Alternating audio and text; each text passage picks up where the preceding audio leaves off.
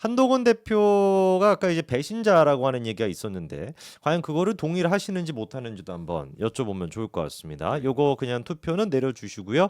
한동훈 배신자론 동의한다, 동의하지 않는다. 이렇게 한번 그걸로 올려봐 주시면 감사하겠습니다. 일단 윤석열 대통령 탄핵 예상에 대해서는 이거는 바람이 아니라 예상이었습니다. 인용과 기각으로 저렇게 좀 나뉘었고요.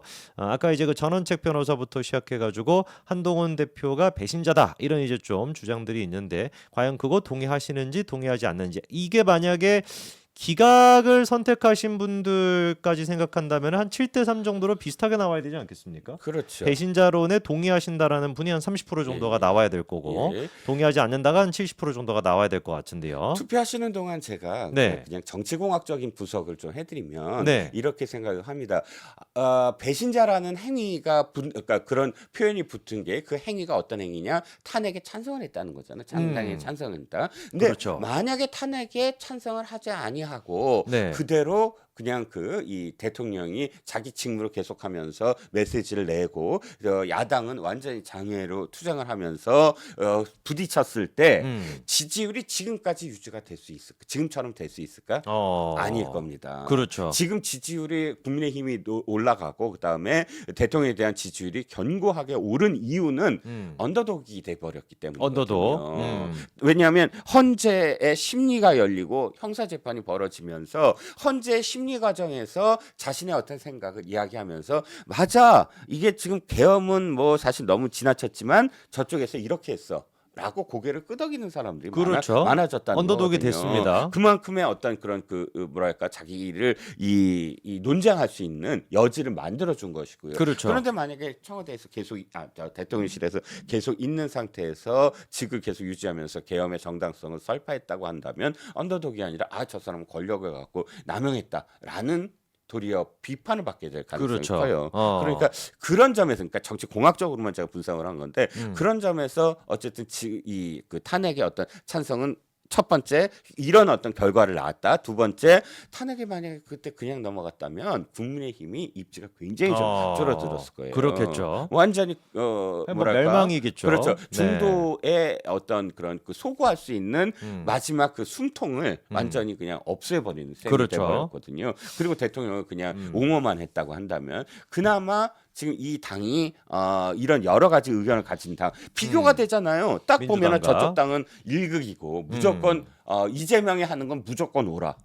뭐 이념 정체성 이런 거 상관없어. 이렇게 가는 당과 이쪽 당은 여러 가지 이견이 있음에도 불구하고 그런 이견들을 잘 어쨌든 끌고 오면서 하나의 어떤 모습을 보이고 있는 당과 이렇게 비교가 되는 상황이라서 무조건 탄핵이 잘못됐다라고만 탄핵 찬성이 잘못됐다라고만 보는 건 제 개인적인 의견으로서 봤을 때 이런 어떤 결과론적인 어떤 측면에서도 사실상 하나의 숨통을 마련한 계기도 될 수 있다. 이렇게도 볼 수 있다라는 겁니다. 자, 그래서 아까 전에 윤석열 대통령의 탄핵 예상이 인용 70%, 기각 30% 정도였는데요. 한동훈 배신자론에 대해서 동의하냐, 동의하지 않느냐에 대한 결과를 한번 좀 보니까 두구두구두구두구두구. 동의하지 않는다가 94%입니다. 이거 더 많네요.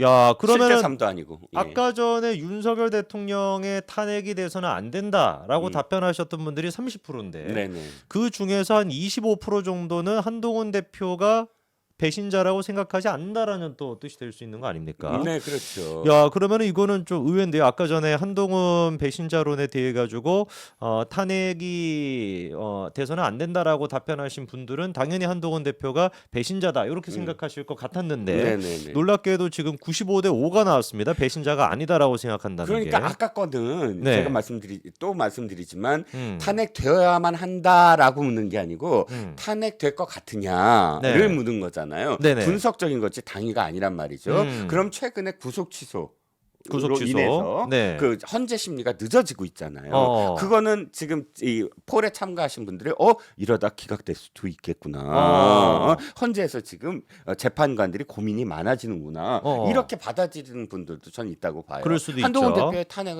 탄핵 찬성은 찬성하고 배신자 아니야. 그런데 돌아가는 어떤 상황을 봤더니 기각될 수도 있을 것 같은데 이런 거죠. 그럴 수도 돌아오는 있다라는. 거를 무조건 반긴다 이런 뜻이 아니라. 그러네요. 네네.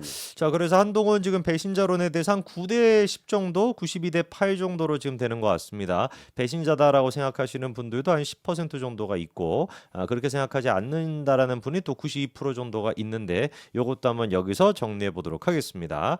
마지막으로 저희가 좀 얘기를 해봐야 되는 것이 윤석열 대통령에 대한 탄핵 심판이 원래 이번 주 금요일 정도로 예상이 됐었는데요. 네네. 근데 이번에 이제 그 헌재에서 선고 날짜를 밝힌 게 한 가지가 있습니다. 네. 최재 감사원장과 그다음에 검사 탄핵에 대해 가지고 이제 그렇게 바로 전날 이제 하겠다라는 거거든요. 14일 날. 네. 그러면은 이제 그 아무리 그러면은 이게 뭐 헌재라고 할지라도 이틀 연속해 가지고 선고할 가능성은 없다 보니까 네네. 13일에 최재 감사원장에 대해서 하고 14일에 윤석열 대통령 탄핵 선고는 안 나올 거다. 네네. 아무래도 좀 다음 주로 미뤄줄 거다 이런 얘기가 있는데 그렇게 될 가능성이 거의 확정적이네요. 그렇죠. 네. 어저께도 제가 아마 그 말씀을 드렸을 거예요. 14일 불가능할 것 같다. 왜? 어.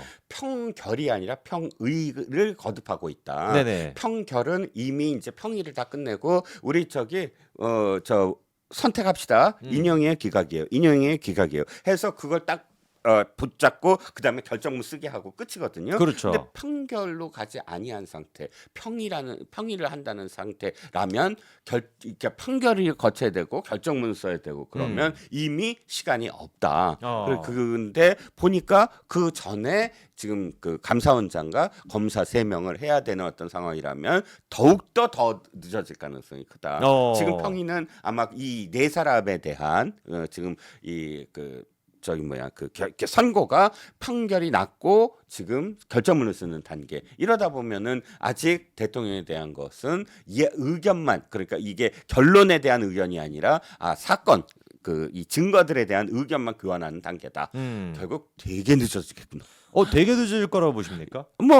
지금 보시면 21일도 예상을 하잖아요. 네네. 21일 예상한다는 건 지금 오늘이 아마 14일일 거예요. 오늘이. 그런데 21일은 역대 그러니까 노무현 전 대통령의 11일과 그다음에 박근혜 대통령의 헌재 심리의 14일을 일주일이나 벗어난 거예요. 훌쩍 뛰어넘네요. 그렇죠. 14일이 아니라 그러니까 21일을 훨씬 더 넘기는 거니까 네네. 최고죠. 지금 매일매일이 이제 갱신되는 거예요, 기록이. 이미 그러니까 사실상 기록이 계속해서 경신이 되는 건데 사안의 어떤 그 내용이나 물론 이제 그 기록이나 이런 걸 생각해 봤을 때 박 전 대통령 때는 기록이 굉장히 좀 많지 않았습니까? 혐의도 굉장히 많았었고. 그렇죠. 근데 그거에 비해 가지고 이렇게나 늦어진다라고 하면 뭔가 좀 헌재도 여론이나 이런 것들의 눈치를 보고 있다라고도 볼 수 있겠네요. 당연히 지금 제가 이것 때문에 탄핵 때문에 대통령 탄핵 때문에 네. 전에 있는 자료들을 좀 많이 봤어요. 근데 그 자료 중에 논문 하나를 봤는데 이 네. 논문이 박사학위 논문인데 네네. 거기에 아주 제가 꽂힌 그 대목이 있는데 네. 대통령의 탄핵과 관련된 헌재의 결정은 여론이다. 이렇게 결론을 내려요. 당시를 봐라. 노무현 대통령은 기각됐고 네. 그다음에 박근혜 대통령은 인용됐다. 그렇죠. 그런데 당시에 여론을 쭉 데이터를 논문에 제시하더라고. 거의 음. 70% 가까이. 여론 조사에 이쪽은 따라서. 기각을 원했고 이쪽은 인용을 원했다. 네네. 그런데 여론을 의식하지 않을 수가 없다고. 여론에 흔들린다라는 게 아니고. 네, 의식할 수밖에 없다는. 의식할 수밖에 없다. 그런데 지금의 상황은 5대 3이잖아요. 그렇죠. 2는 방관을 하고. 그렇죠. 그러면 5대 3의 여론만큼 고민이 될 수밖에 없는 거죠. 그러면 5대 3의 여론만큼 5대 3의 결과가 또 나올 수도 있는 거네요. 아니 일단 이론상으로 가능하죠. 그게. 그렇죠. 지난번에 박근혜 전 대통령 때는 지금 계속 이게 정설은 아닙니다만, 그러니까 들리는 얘기죠. 절대 이 헌법재판관들이 그 과정에서 어떤 일이 있었는가를 흘리지 않잖아요. 그런데 양은경 기자라고 조선일보의 알죠. 변호사이자 기자인 양은경 기자의 취재에 따르면 박근혜 전 대통령 시절에 8명이었는데 6대 2로 나왔대요. 그런데 발표하지 아니하고 육측에서 네. 아주 오랫동안 설득을 했다는 거예요. 만장일치로 그냥 내자. 만장일치로 내자. 그러니까 만장일치로 그냥 처음부터 했다가 아니라 6대 2의 의견이 나왔다는 게 중요한 것 같아요. 6대 2로. 박근혜 전 대통령 그 여론이 막 그냥 뭐 완전히 한쪽으로 쏠려 있던 시기조차도 2명 정도는 기각 의견을 던졌었던. 네네. 기각 의견을 던졌었다는 거예요. 그런데 지금은 사실 뭐 구속 취소와 관련돼서 저는 영향이 진짜 있다고 생각을 하거든요. 왜 구속 취소 한마디로 얘기해서 절차적인 과정이 너무나 정당하지 않다라는 게 그러니까요. 한마디로 그냥 요약이 되는데 지금 그게 헌재가 탁탁 거기에 걸려 있거든요. 그러니까요. 처음부터 정확하게. 끝까지 절차적인 것은 무시하고 넌 내란 수괴니까 무슨 인권을 따져 무조건 이건 파면이야 이런 식으로 그냥 민주당식의 그 민주당 논리를 실현하는 사람들처럼 해버렸어요. 저는 가장 결정적인 게 윤 대통령의 계엄에 나는 반대하는 사람이지만 그럼에도 불구하고 이번에 헌재의 이 과정은 정말 최악이다. 어떤 대목에서 가장 최악이냐면 바로 내란죄 그러니까 국회 대리인단이 자백을 했잖아요. 그렇죠. 헌법 재판관에 대고 아니 요구하신 대로 내란죄를 처리해야 합니다.